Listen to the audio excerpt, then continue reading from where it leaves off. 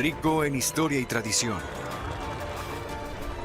Hoy, Londres es un centro global de turismo, moda, música y comercio. Hogar de más de 8 millones de personas, famosas por su excentricidad y actitud. Y todo comienza con un flujo rápido de agua. El río Támesis es vital para la historia de Londres. Sin el río Támesis no habría un Londres. Durante miles de años, la gente ha vivido a lo largo de las orillas del Támesis. Pero ¿cómo comienza la ciudad de Londres? ¿Podrían algunas ruinas extraordinarias contener la respuesta? A medida que se levantan nuevos edificios, quedan expuestas evidencias del pasado. En la orilla del río Támesis, en el corazón del distrito financiero, los trabajadores que cavan nuevos cimientos descubren algo sorprendente. Llaman a los expertos. El arqueólogo principal es Gustav Milne. Antes de que los nuevos edificios se levantaran, una serie de excavaciones arqueológicas tuvieron lugar aquí y revelaron algunos descubrimientos sorprendentes. Cuando el equipo de Gustav llega, solo una parte de los restos permanece expuesta. Las excavaciones arqueológicas son como investigaciones de la escena de un crimen. Nos gusta aislar el área para evitar que la gente la contamine. Y nos gusta registrar todo tipo de información que en ese momento podría no parecer muy relevante. La mejor manera de ver este notable hallazgo es drenando la ciudad. El pavimento de Londres se agrieta. El suelo suave y aluvial comienza a desmoronarse. Basándonos en datos arqueológicos altamente precisos, podemos ver debajo de la ciudad moderna y ser testigos de los orígenes de Londres. Surgen enormes vigas de madera, claramente parte de algo muy grande y muy antiguo.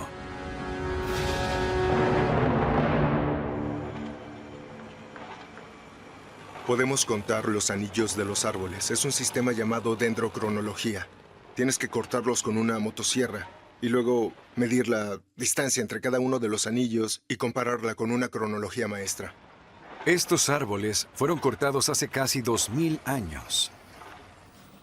Un momento en que sucedió algo muy importante en el sur de Inglaterra. La llegada de una superpotencia. Los romanos vinieron a Gran Bretaña para saquear sus ricos recursos e iban a usarlos para sostener el resto de su imperio.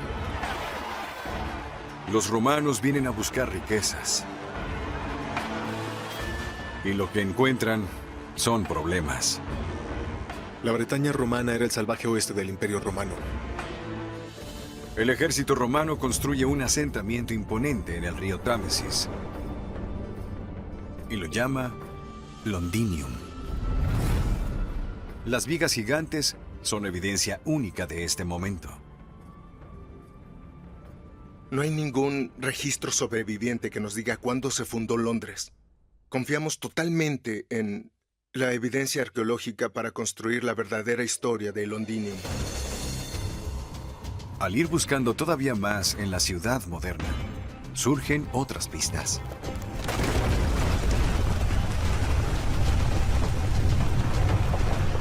Las vigas son parte de una pared de 2 metros de altura.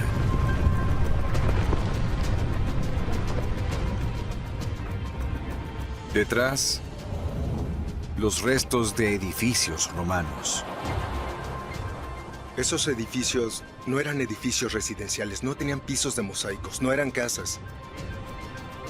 Entonces, ¿para qué son estas estructuras? Las pistas se encuentran en las muestras tomadas de los agujeros en el suelo junto al muro de madera. Hallamos cosas como ostrácodos, que son de tamaño milimétrico y son crustáceos, y diatomeas, que son restos de algas unicelulares. Muchas de estas criaturas prosperan en los estuarios de las mareas, pero el sitio arqueológico está a más de 91 metros del moderno río del estuario. ¿La explicación? En la época romana, el Támesis era mucho más amplio y corría justo al lado de este muro de madera.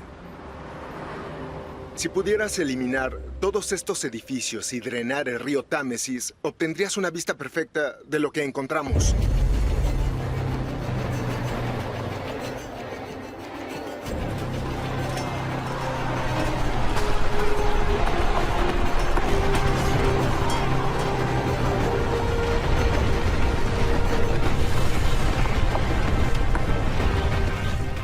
El muro es un muelle romano de casi 60 metros de largo, ubicado junto a 10 edificios de piedra.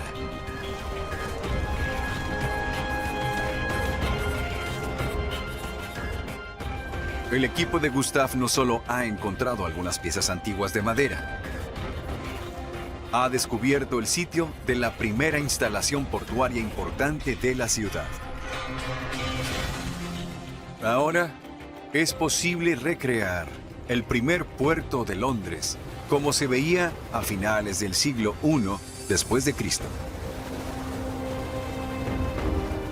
En su orilla norte, el Támesis vuelve a su anchura original y antigua. Y Londinium se levanta del lodo de las mareas. Buques de todo el mundo conocido descargan a lo largo del muelle de madera.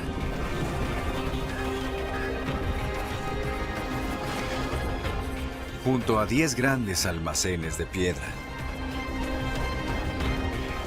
donde los bienes se acumulan y procesan. El Londres romano es un emporio, es un lugar de comercio y por lo tanto el puerto es absolutamente vital. El puerto le da poder e importancia a Londres. Un lugar para vivir y defender. Transforma un asentamiento simple y fluvial en una ciudad próspera. Nos obsesionamos con los templos y anfiteatros romanos, pero construir un puerto es lo que realmente hace que Gran Bretaña funcione. Pero para que Londres se convierta en la ciudad romana dominante de Gran Bretaña, necesita algo más. Cerca del muelle, los arqueólogos descubren más evidencia del cambio de juego que ha estado oculto durante siglos. El sitio drenado revela lo que encontraron. Parte de una caja de madera rectangular de 6 metros. Dichas vigas se cortaron alrededor del año 85 después de Cristo. La nueva estructura también es romana y de alrededor de la misma edad que el muelle. ¿Pero qué es? Gustav recurre a otra evidencia arqueológica que se encuentra cerca.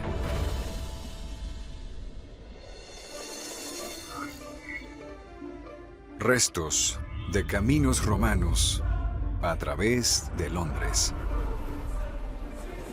Uno corre cerca de la caja de madera y se detiene en la orilla norte del río. Otro hace lo mismo en la orilla sur. Prueba sólida del cruce de un río. Pero no en bote. Creemos que la estructura de madera era una base de muelle para un puente romano. Ahora, utilizando toda la investigación más reciente, podemos hacer retroceder el reloj y resaltar la gloria del Londres romano. El primer cruce permanente del Támesis se extiende por más de 365 metros. La superestructura de 6 metros de ancho está soportada por 20 pilares de madera maciza, con bases como la que encontró el equipo de Gustav. No hay nada igual en la Gran Bretaña romana. Es una antigua maravilla de la ingeniería.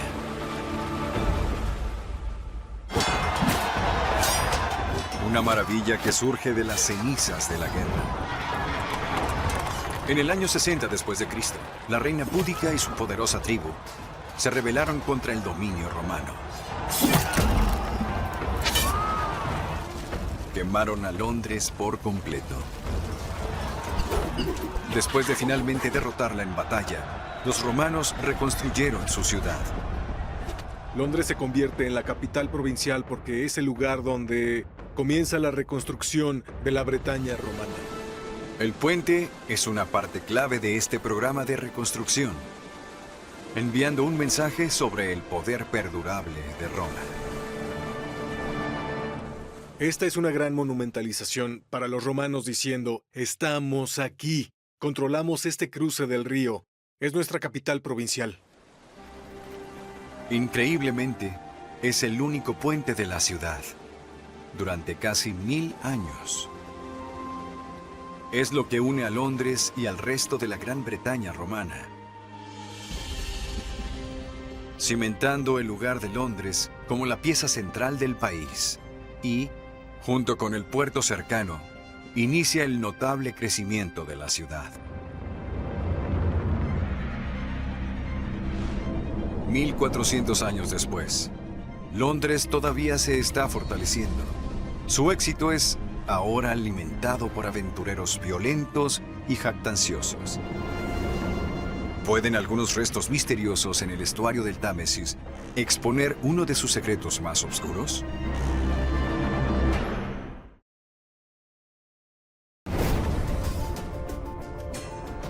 Al igual que en la época romana, el moderno río Támesis es la arteria de transporte de Londres. Hoy, la pesada acción de envíos ocurre a 32 kilómetros fuera de la ciudad, en el estuario del Támesis. Cada año, embarcaciones gigantes transportan 50 millones de toneladas de carga a través de estas peligrosas aguas poco profundas.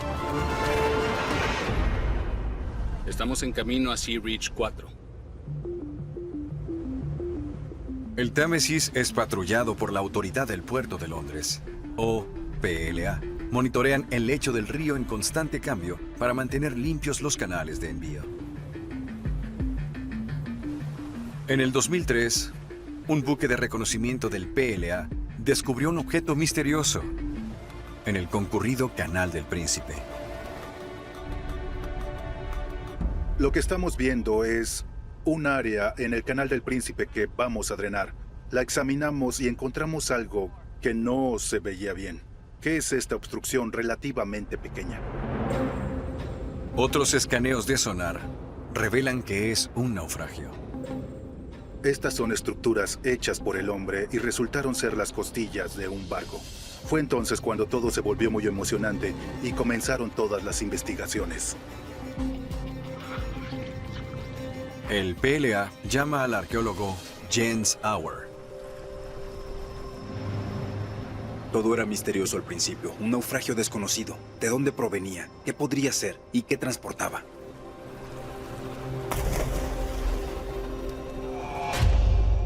Recuerdo mi primera inmersión. No podía ver nada. Todo era muy confuso. Había madera y pedazos de metal por todas partes. Y por las fuertes corrientes, todo se mueve constantemente. A pesar de las difíciles condiciones, Jens sabe de inmediato que el naufragio es muy antiguo. ¿Pero qué es? ¿Y por qué está aquí? La poca visibilidad y las rápidas corrientes hacen que sea difícil obtener una imagen completa. Pero ahora, usando datos de reconocimiento de buceo y un potente software de computadora,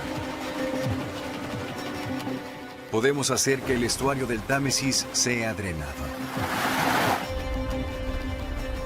Y se expone una vista notable.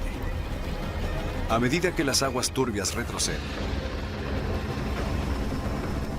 enterrado en parte en arenas movedizas, un esqueleto de 24 metros.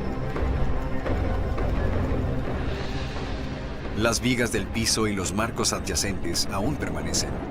Para un experto, su diseño muestra pistas sobre su antigüedad. Este tipo de construcción, esta unión de los marcos y algunas otras características, los pequeños detalles, apuntaban al siglo XVI. En el siglo XVI, Inglaterra es gobernada por despiadados monarcas Tudor.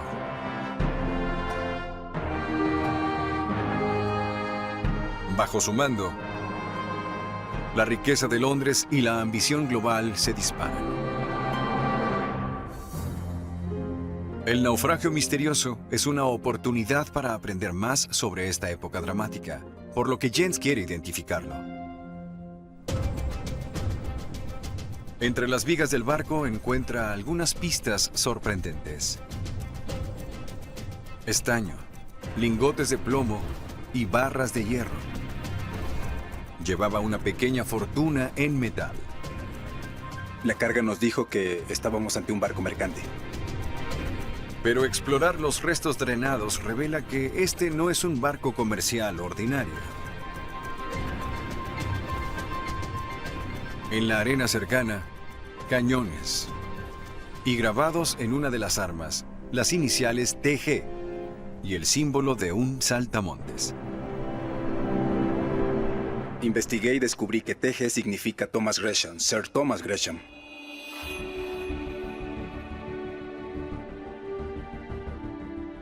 Sir Thomas Gresham es una figura clave en el Londres del siglo XVI, uno de los primeros hombres que convierte a Inglaterra en una potencia mundial. Thomas Gresham fue uno de los mejores financieros de su época. Él era un empresario exitoso en todo lo que hacía. En 1566, Gresham establece el primer centro comercial de Inglaterra, llamado Royal Exchange. Es un momento tan importante para el país que la misma reina Isabel lo inaugura.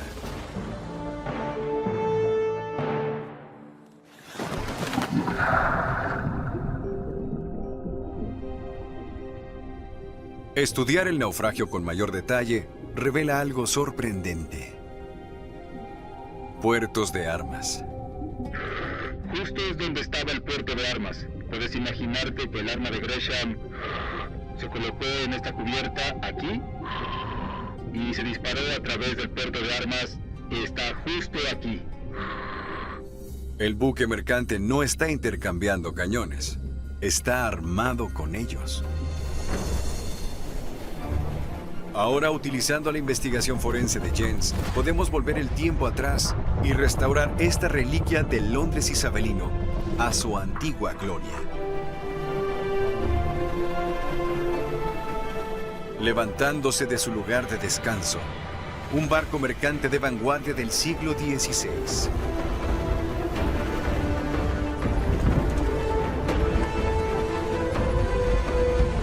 ...35 metros de largo.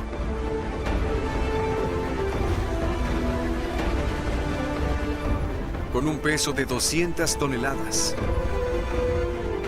Llevando más de una docena de cañones.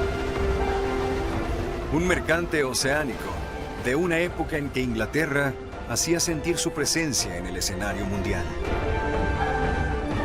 Los barcos eran el medio más avanzado de transporte y comunicación. Hoy en día se podrían comparar con un cohete.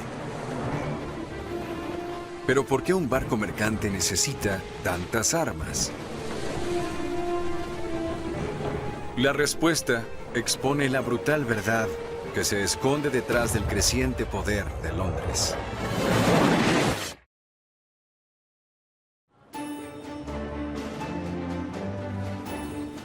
Identificar el naufragio del siglo XVI podría explicar por qué está armado. El investigador Jens Auer le pide ayuda al arqueólogo Gustav Milne. Encontramos unos datos sorprendentes que te mostraré. En 1603, Un barco de tamaño similar se hunde a las afueras de Londres, en el Canal del Príncipe. Y el nombre del barco es el Cherubín. Era lo que llamábamos un levante. Es decir, un buque mercante que navegó a Turquía y regresó con la compañía Levante. El Cherubín no es propiedad de Thomas Gresham, pero existe una conexión. La compañía Levante usa cañones de la fundición de hierro de Gresham. Pero, ¿por qué los necesitaría? No era solo un levante, era un corsario pirata. o pirata, como quieras llamarlo. En 1591 se unió a la campaña de los Azores para atacar con sus armas a los galeones españoles que regresaban del Caribe cargados con lingotes. Al igual que otros barcos ingleses de su tiempo, el Cherubín también es un barco pirata a tiempo parcial. Ubicando a los enemigos de Inglaterra y saqueando su tesoro. El mundo había sido conquistado, primero por los españoles y los portugueses que hacia finales del siglo XVI se unieron en un solo imperio. Por lo tanto, si Inglaterra quería participar en este comercio cada vez más global, tenía que ponerse al día.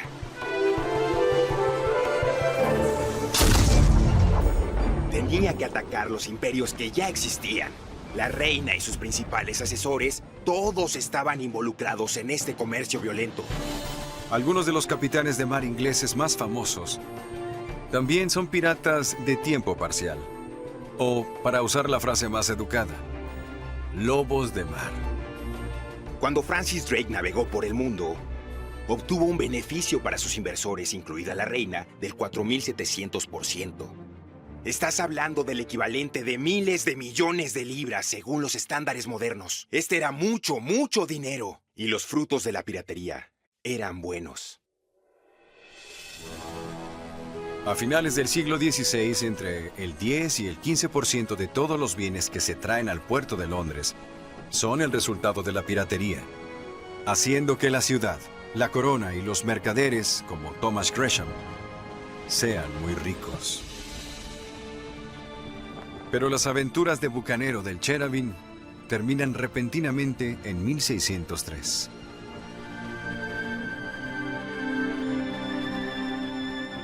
Al salir de Londres, estivado con una carga valiosa, se ve atrapado por una tormenta en el estuario del Támesis y desaparece de la vista durante siglos.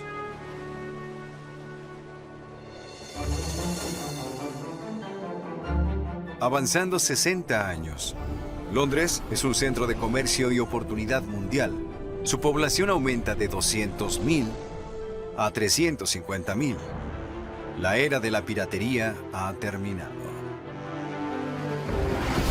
Y ahora es el turno de Inglaterra de ser el objetivo de los codiciosos poderes rivales. Para proteger a sus comerciantes, la Marina Real debe expandirse rápidamente. ¿Pueden estos restos destrozados explicar cómo Britania llegó a gobernar las olas?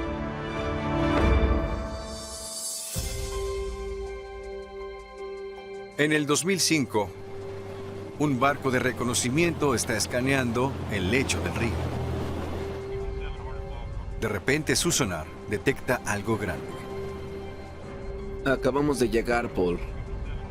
Ahí está el naufragio. Los restos están a 64 kilómetros de Londres, en el estuario del Támesis.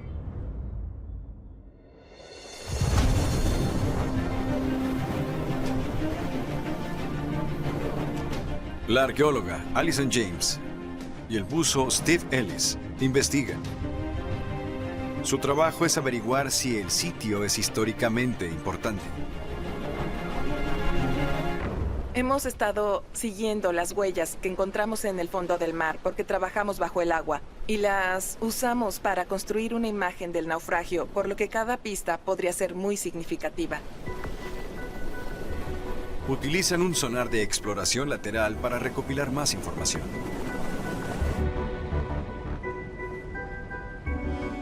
Estos son los datos que provienen del sonar.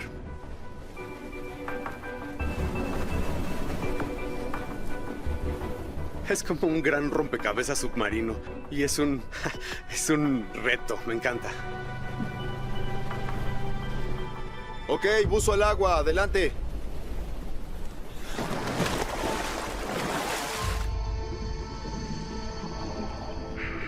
La visibilidad se reduce a unos, yo diría, 30 centímetros. Se necesita cierto tipo de buzo para bucear en el Támesis. La visibilidad es muy pobre, hay fuertes corrientes y la ubicación del barco lo convierte en un entorno desafiante para bucear. Primero, aparecen unas maderas gigantes. Y después algo intrigante. Bien, solo hay una bala de cañón aquí. Y otra aquí. Junto con las balas de cañón hay pertenencias personales cubriendo el lecho marino. La pipa de arcilla de un marinero. Un viejo divisor de navegación.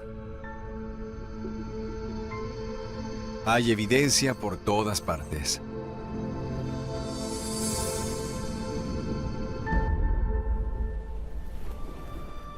La mejor manera de darle sentido a este rompecabezas submarino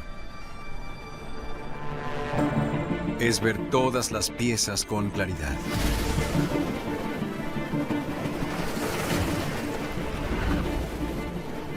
A medida que el agua del estuario es drenada, los restos de un viejo barco de madera emergen nuevamente a la luz. Una sección de 19 metros del casco yace semienterrada en el limo. Alguna vez fue un gran navío, pero ahora está hecho pedazos. Dentro de la sección principal del casco, zapatos, libros, una brújula con reloj de sol. Todas las señales de que los pasajeros y la tripulación tienen poco tiempo para escapar.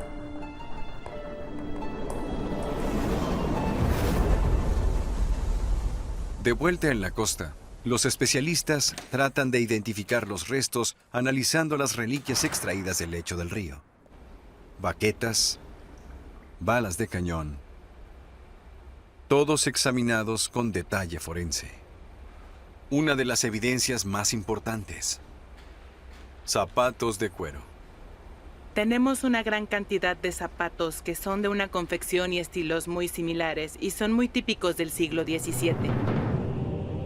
Es sumamente especial poder encontrar una embarcación del siglo XVII en el fondo del mar y en este territorio.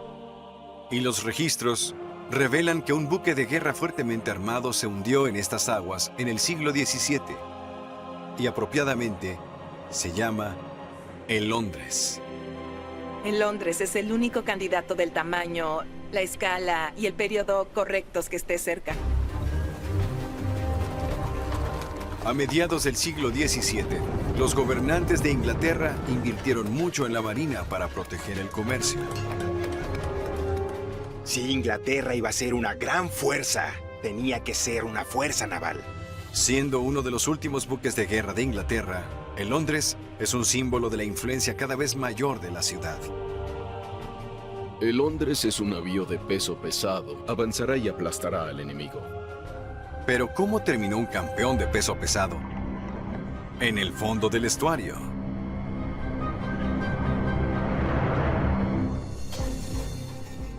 El naufragio drenado revela una pista.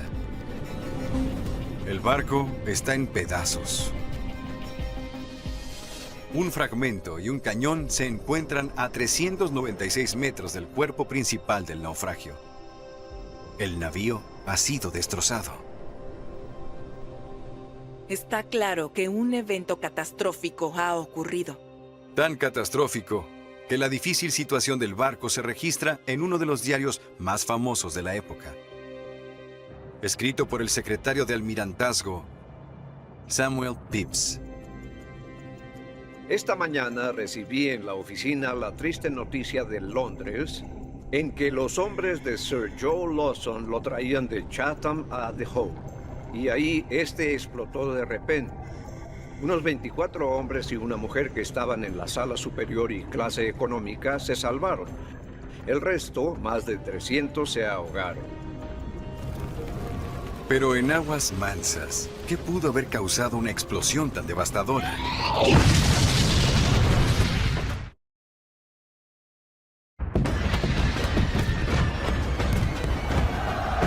A mediados del siglo XVII, Inglaterra y Holanda estaban en guerra. En London se estaba preparando para una batalla en el Canal de la Mancha, cuando de repente explota. Los arqueólogos quieren saber por qué. Las pistas yacen dentro del naufragio. Enterrados en una pequeña sección, un equipo de artillero. Cuerdas para reducir el retroceso. Púas de mano para mover el cañón. Y pelusas para ayudar a disparar las armas. Pero el equipo no está ubicado cerca de las estaciones de armas, donde se hallaría en un barco listo para la batalla. Esperaríamos encontrar púas de mano y una provisión de pelusas por cada cañón, pero eso no es lo único que buscamos. Buscamos muchas cosas en un área muy pequeña. Una posibilidad es que los artículos aún estén almacenados. Encontramos casi todo en un área pequeña, y el cuarto del artillero muestra con claridad que el barco no estaba preparado para la guerra. Con la ayuda de registros históricos, ahora nos es posible volver siglos atrás y revelar la anatomía de un desastre.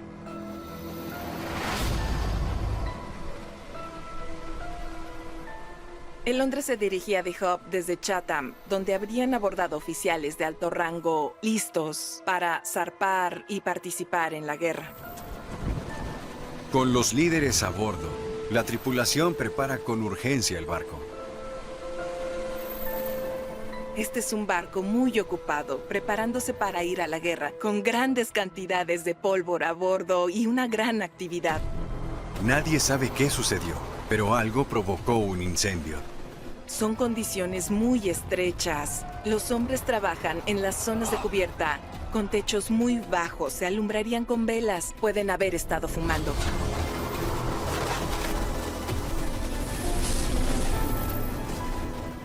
El fuego se extiende rápidamente hasta el almacén, lleno con 12 toneladas de pólvora.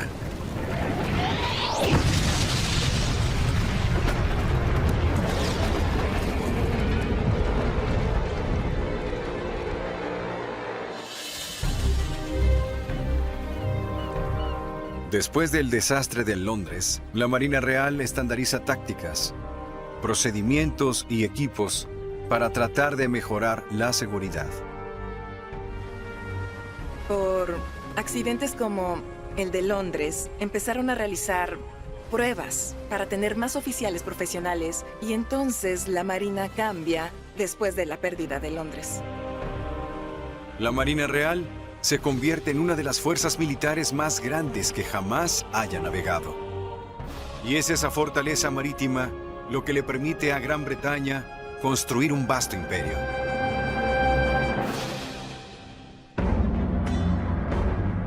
Londres sigue creciendo. Espectacularmente. Para 1840, 2 millones de personas viven en la ciudad, convirtiéndola en la más grande y poderosa del mundo.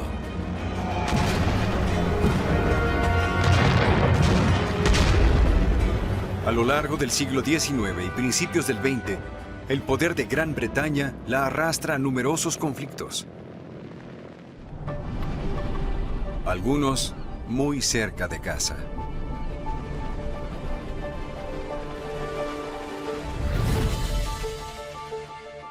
A 2 kilómetros de la costa de Kent, hay restos oxidados que todavía amenazan a Londres hoy.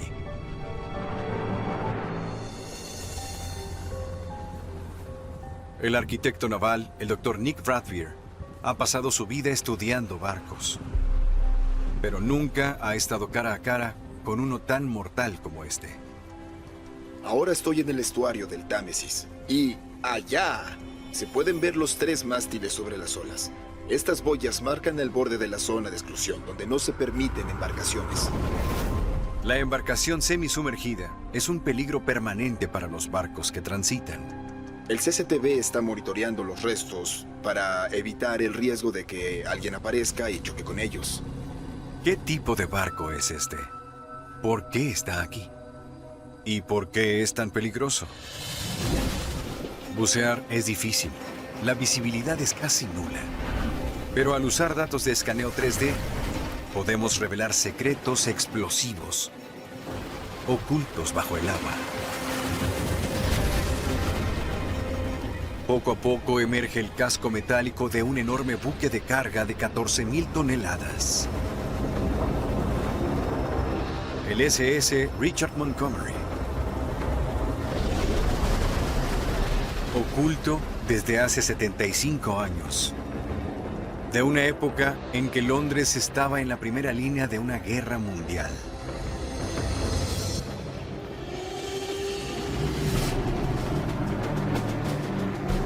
En 1940, la Alemania nazi ha ocupado gran parte de Europa.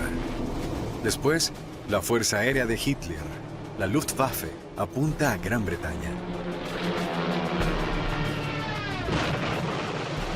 Lo que los alemanes intentaban era matar de hambre a Gran Bretaña, porque ésta dependía de los suministros del extranjero. Por lo que si pudieras destruir los muelles y detener los envíos que iban y venían por el Támesis, afectarías la economía británica y, con suerte, los obligarías a llegar a un acuerdo político con Hitler. El Támesis se convierte en un campo de batalla. Los buques de carga que ingresan al estuario tienen que correr el riesgo del fuego nazi.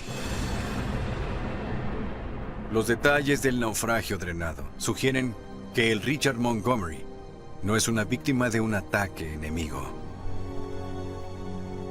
Se encuentra en 2 partes, con una ruptura limpia. El daño no es típico de las bombas, torpedos o minas marinas de la Segunda Guerra Mundial.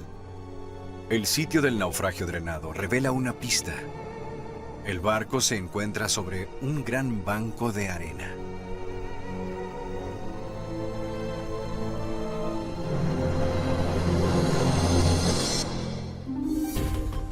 Para un experto, el diseño del Montgomery es familiar. Es conocido como un buque Liberty.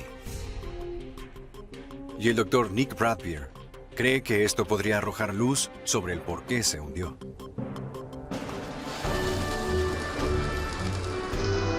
Los barcos Liberty son de fabricación estadounidense. Una respuesta de emergencia a la gran cantidad de barcos mercantes hundidos por el enemigo. Los astilleros estadounidenses producen más de 2.700 barcos Liberty durante la Segunda Guerra Mundial. El mayor número hecho de un solo diseño. La construcción más rápida lleva solo 4 días y medio de principio a fin.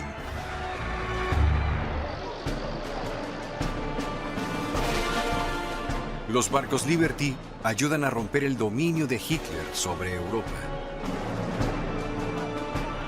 Eran componentes vitales de la flota mercantil aliada que proveían las bases de la victoria. Pero construir rápido y barato conduce a problemas. Los barcos Liberty tienen defectos de diseño bien conocidos. Estaban hechos de un grado de acero que se volvía frágil a bajas temperaturas. Los barcos no están remachados, sino soldados entre sí, lo que los hace más débiles. Algunos se partían por la mitad en el mar. Profundizando en los registros históricos, Nick reconstruye el último viaje del Montgomery. Agosto de 1944.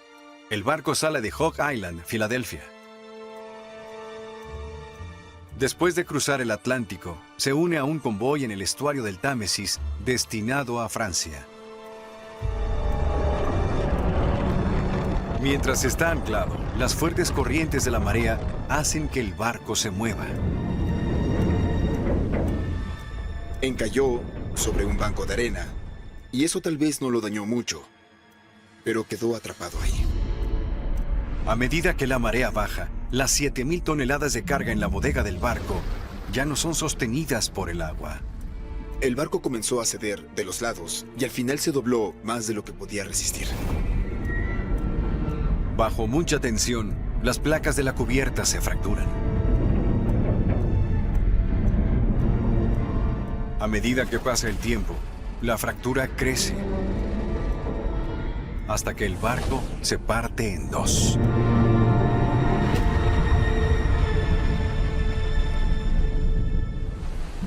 Solo queda una pregunta. ¿Qué tiene este naufragio que lo hace tan peligroso? La respuesta yace en su carga mortal.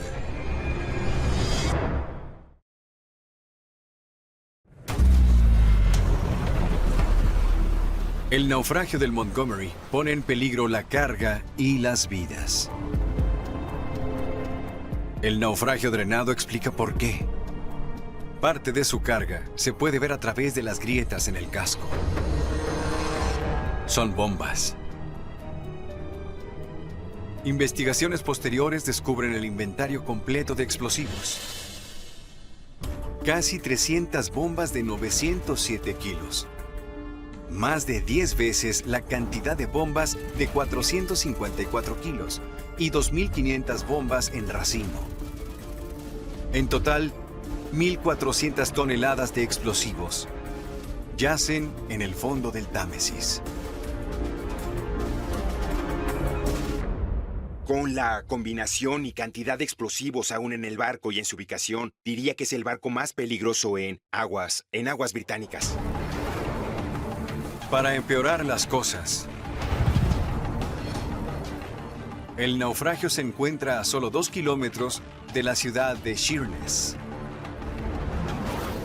y a 6 kilómetros de una enorme terminal de gas natural. Se ha sugerido que podría ser la mayor explosión no nuclear en tiempos de paz. La gente ha abandonado la isla por temor de que algo pase. No sería la primera ocasión que explota un barco Liberty. En 1944, las operaciones de guerra de Estados Unidos continuaron expandiéndose, y barcos Liberty, muchos de ellos repletos de municiones, partieron alrededor del mundo. Cerca de San Francisco, el SS Ea Bryan y el SS Quinault Victory estaban siendo cargados con municiones cuando explotaron. Murieron 320. Y en Filipinas, el barco Liberty SS John Burke es atacado por un avión kamikaze, haciendo que detonen los explosivos a bordo. Murieron 68. ¿El Montgomery también pudo haber explotado?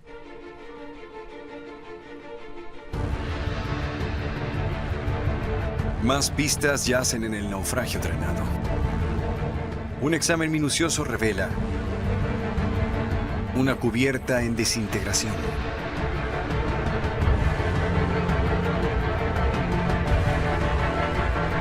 Y una placa que se derrumba.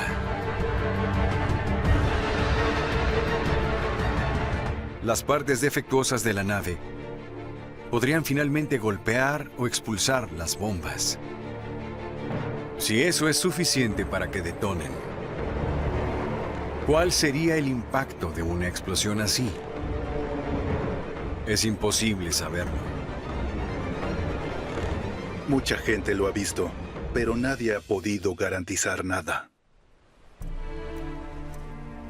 Para evitar un desastre, la política del gobierno británico es acordonar y monitorear el naufragio.